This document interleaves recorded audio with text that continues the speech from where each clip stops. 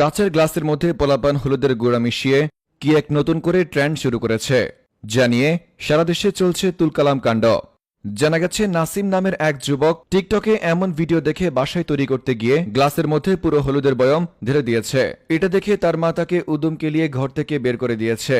এদিকে সিরাজগঞ্জের সাদিয়া নামের এক মেয়ে হলুদের বদলে মরিচের গুঁড়ো দিয়ে ভিডিও বানিয়ে সেই গ্লাস টেবিলের উপর রেখে চলে যায়।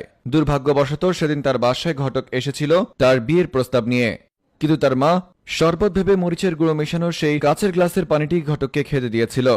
অতঃপর ঘটক মরিচের গুঁড়ো মেশানো সেই শরবত খেয়ে সাথে সাথে সেই ঘটকের পেট খারাপ হয়ে যায়। এক পর্যায়ে ঘটক সাদিয়ার বাসা থেকে বের হওয়ার সময় সাদিয়াকে জোর গলায় বলে যায়, কোন ষাঁড় নাতি তোকে বিয়ে করবে আমি দেখে নেব।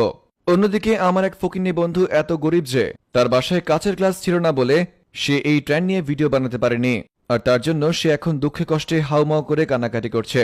ফেসবুকের এমন অদ্ভুত ট্রেন্ড নিয়ে বিস্তারিত দেখুন রিপোর্টার কাতারে থাকা ভাতারের রিপোর্টে।